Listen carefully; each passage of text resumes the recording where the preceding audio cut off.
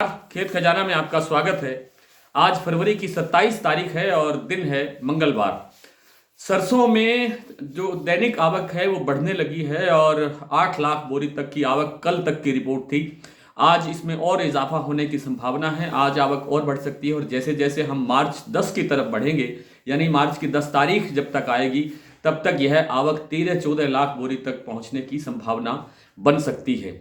जिस रफ्तार से बढ़ रही है, पुरानी सरसों की जो आवक है वो 1 लाख बोरी की रह गई और जो बाकी है 7 लाख के आसपास या 7.25 लाख के आसपास बोरी वो आ रही है नई सरसों। इसलिए सरसों पर दबाव निरंतर बढ़ता जा रहा है। जयपुर का भाव 5350 रुपये कल सोमवार तक का रह गया है और आज इसमें भी और गिरावट आ सकती है। लेकिन जैसे जैसे हम मार्च के दूसरे सप्ताह या तीसरे सप्ताह की तरफ बढ़ेंगे, यानी आने वाले 15 दिनों के अंदर सरसों का जो बाजार है, जयपुर का जो भाव जैसे कल सोमवार को 5350 रुपये रह गया था, उसमें 300 से लेके 400 रुपये तक की गिरावट की और संभावना है। यानी बाजार 5000 रुपये से नीचे जा सकता है। भरतपुर का भाव 5088 रुपये के आसपास कल खुला था, उसमें भी कल शाम को फिर थोड़ी सी और गिरावट हुई और इसके अंदर भी बाजार 200, 300, 350 रुपये तक की गिरावट की गुंजाइश दिखा सकता है आने वाले 15 से 20 दिन के अंदर। और ये सब इसलिए हो रहा है क्योंकि एक तो विदेशी तेलों का जो भंडार है वो हमारे पास काफ़ी है। हालांकि फिलहाल जो आज की ताज़ा स्थिति है वो जो सोया पाम तेल, सोया का जो स्टॉक है, सोया तेल का कांडला बंदरगाह पर वो बहुत कम है।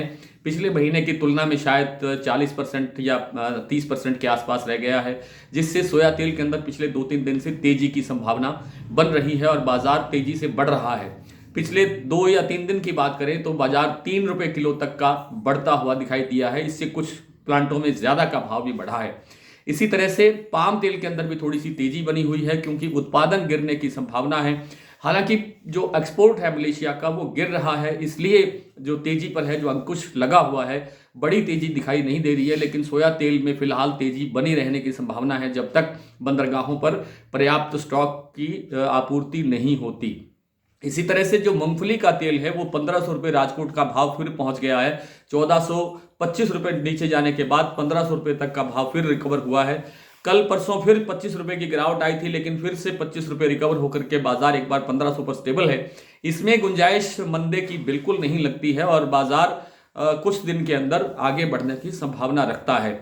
बिनोला तेल जो गुजरात कड़ी का भाव है, बिनोला जिसको आप कॉटन वॉश कहते हैं, उसका भाव 860-70 रुपये के आसपास कल शाम तक पहुंच गया था। इसमें भी अभी और गुंजाइश है, लेकिन एक बार यहाँ पर मुनाफा वसूली आ सकती है, जिससे करेक्शन आ सकता है और उसमें घबराने की जरूरत नहीं है। फिलहाल आपको भी मुनाफा वसूली यहाँ करनी चाहिए और फिर किसी घटे भाव पर फिर नया स्टॉक लेना चाहिए। सरसों तेल के अंदर फिलहाल मांग बनी हुई है। कल भी बाजार 3 से 4 रुपये प्रति 10 किलो तेज हुआ था। 981 से 984 रुपये और 991 से 994 रुपये का भाव सरसों तेल, कच्ची घानी और एक्सपेलर का भाव बोला गया।